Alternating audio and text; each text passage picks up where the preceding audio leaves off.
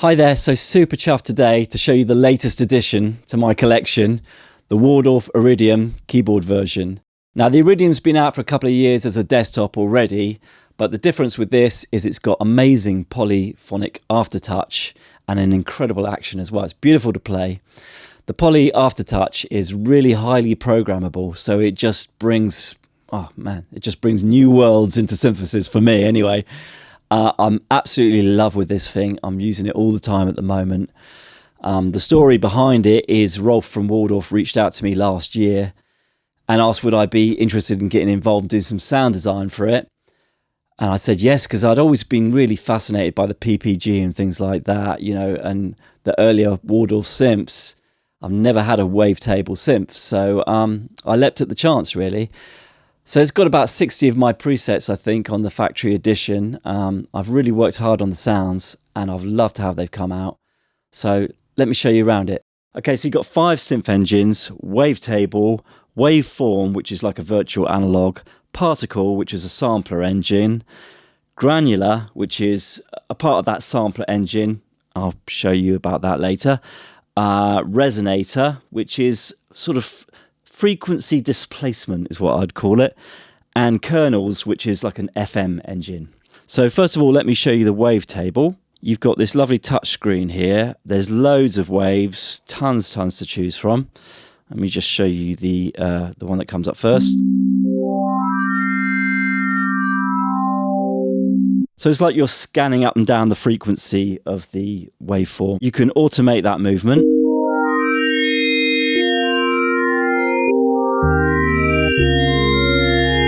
And you can make it smooth like it is at the moment, the movement, or you can have it stepped, which is quite a cool sound.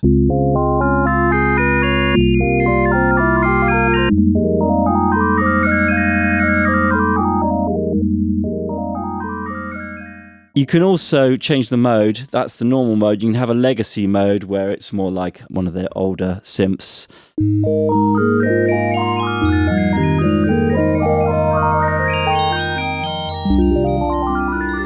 Which I quite like the sound of as well. I can sort of just dirty things up a bit.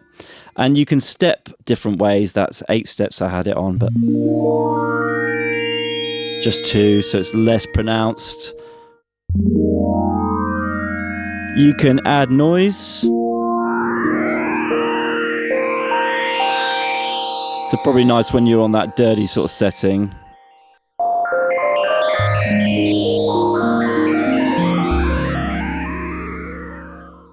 You can change the spectrum, which I really love. Effects gives you a bit of dirt.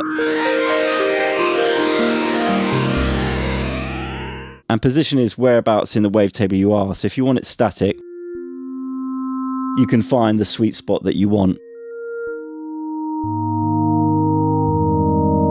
A nice sound I found was changing the position of where it is in the wave using a sample and hold LFO. So it sort of just goes all over the place.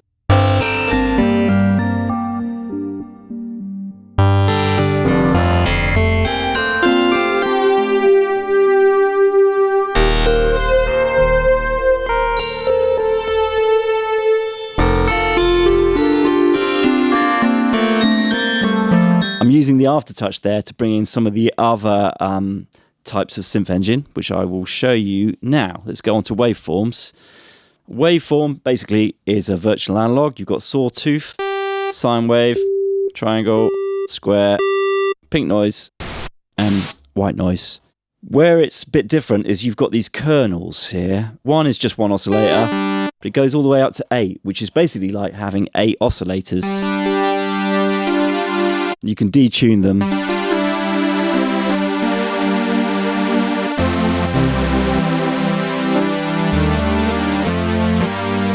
So you can make these massive sounds just out of one oscillator. It's quite incredible. You can also warp the sound of the waveforms. You've also got sync here. So instead of having to sync with another oscillator, it can just do it within itself.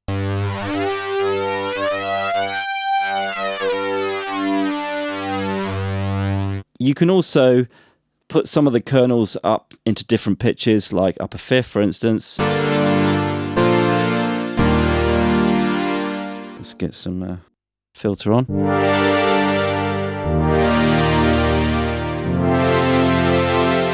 You got sine wave. Similarly, it's nice when you stack it up.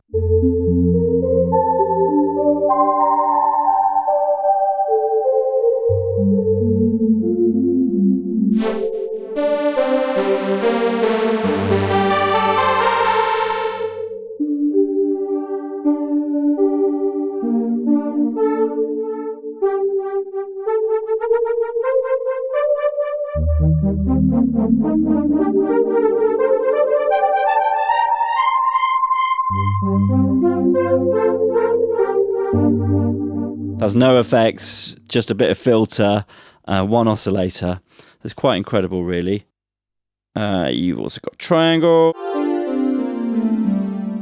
And with square, it becomes like a pulse wave as well.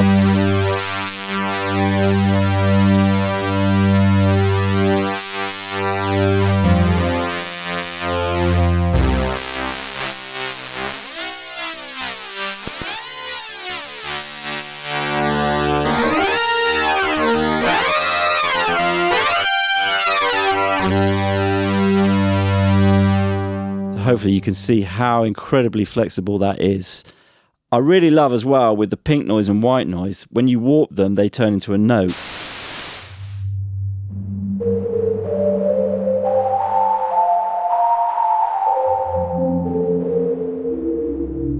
Okay, onto the next synth engine, which is Particle. This is basically just a sampler engine. You can either put in single note samples or as many multi-samples as you want. You can add velocity layers as well. It's a bit of a faff putting them in, you know, but that's samplers for you. Apparently, Rolf was saying they're trying to get some third-party support. So hopefully, eventually, you'll be able to use software on a computer and just import them quite easily. But, you know, it's all doable. It just takes a little time to put them in. So I'll show you some I've put in myself. Takes a minute to load the samples up. You can also store these samples on a SD card as well as having them internally.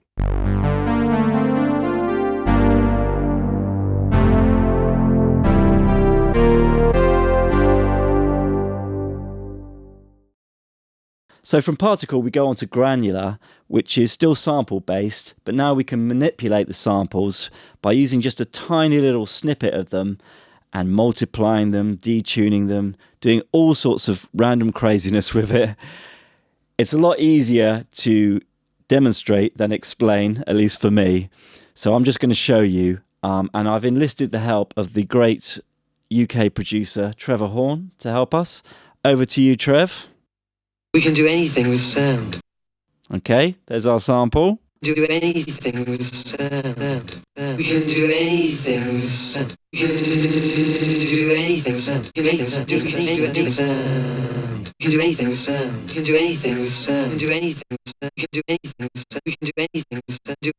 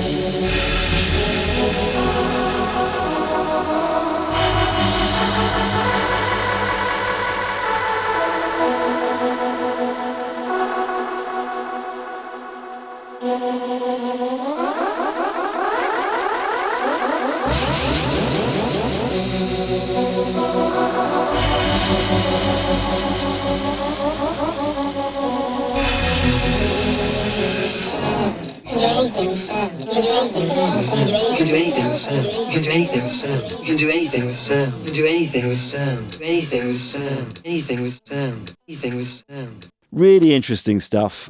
Love it to bits. Love it to bits. Okay, so next up we've got the Resonator. Again, this is based on samples, and apparently it's a bunch of bandpass filters. The way I look at it is like if you had an EQ and you put up one particular frequency with a very narrow Q, you get that little spike. And if you sweep across the frequencies, you can hear the note of the frequency going across. And these bandpass filters are basically that, as far as I can see.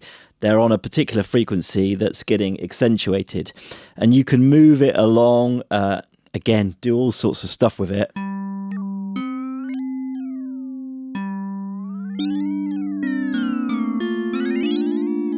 So make it more bright.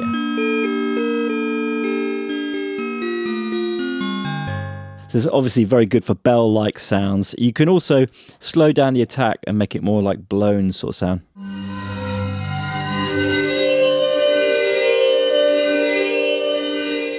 There's different modes.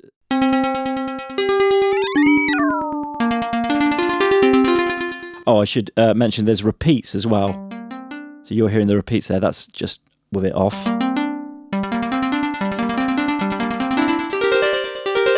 And then if you make the decay very short, you can have it accelerate, so the repeats get faster as it goes, and it's almost like that sound like dropping a coin.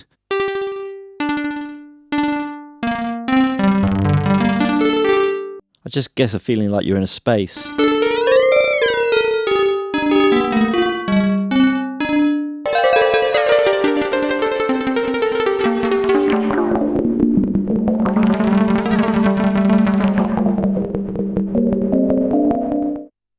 After Resonator, you've got the Kernels engine, which is nothing to do with KFC. It's just, here we go. It's actually an FM engine.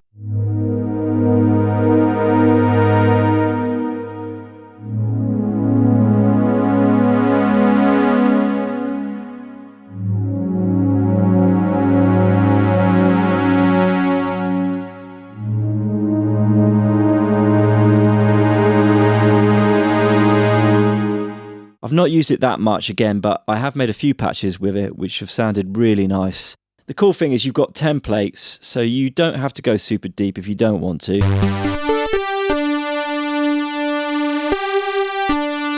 Straight away you've got some sounds you can just mess around with. The interesting thing about it is you can use the waveforms and the wavetables as modulators or carriers. So it's a really nice warm sounding engine as well. As I say, I haven't got into it that much yet because there's just so much to play with on this synth. It'll take me a year to get around to it. Right, I'm going to really learn kernels. But that's what's great about this synth. You'll never get bored. It's just there's just so much in here. It's going to keep you occupied for many a rainy day.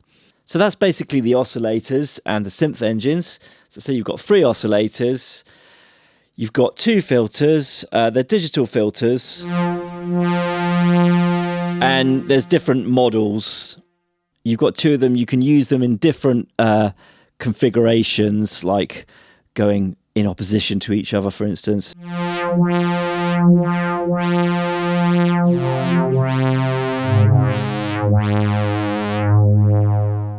You can pan them as well.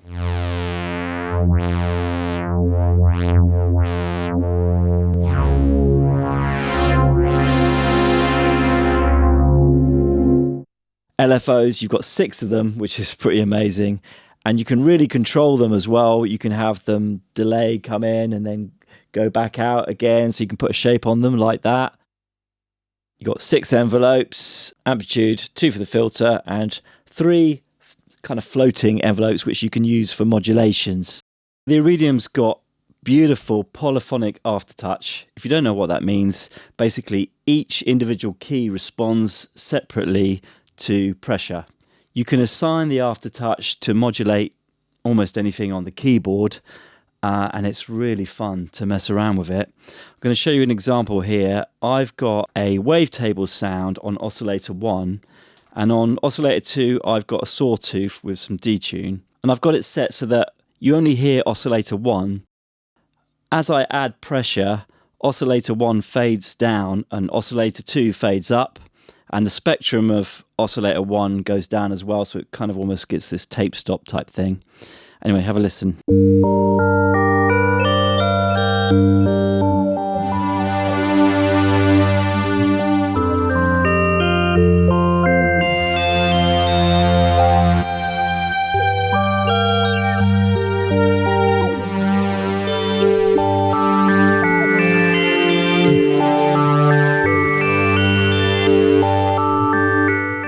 So you can hear those notes are responding separately.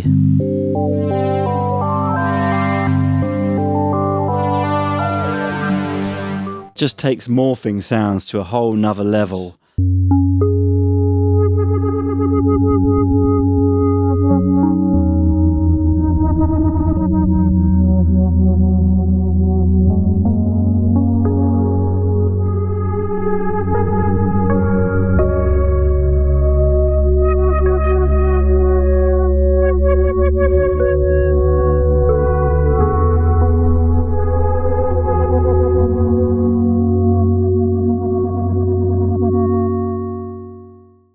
So there, the aftertouch is bringing in oscillator 3, a different tone.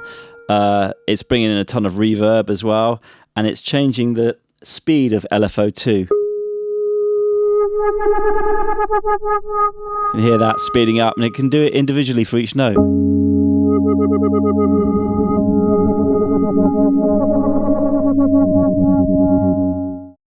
As I said, I'm not going to go through everything on this synth, but just to briefly mention, you've got 5 effects slots on each synth engine: reverb, phaser, chorus, flanger, delay, EQ, drive, and compressor.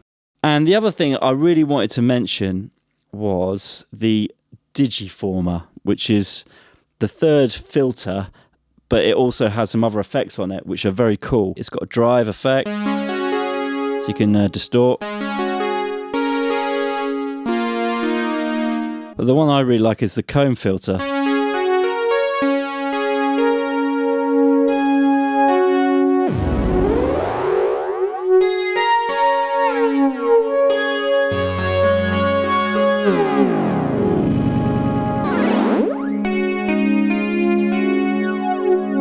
And also Bit Crusher I like as well.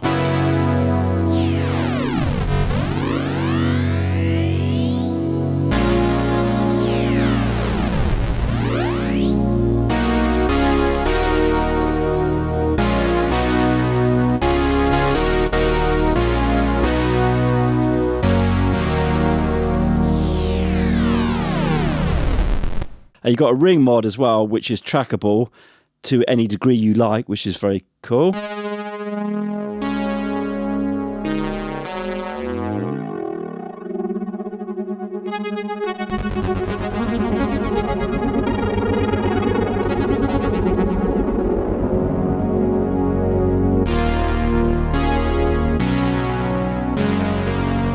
Quite usable. Especially if you use it just sparingly.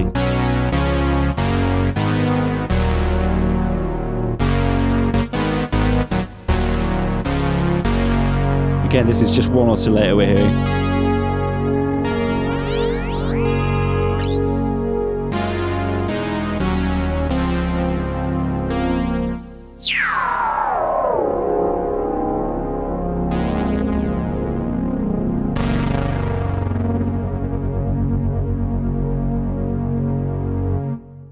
So super extreme or very subtle, the choice is yours. The power is in your hands with this thing, honestly. Right, as I said, I'm not going to show you everything, but I'm going to now just play a few sounds for you. Sit back and enjoy.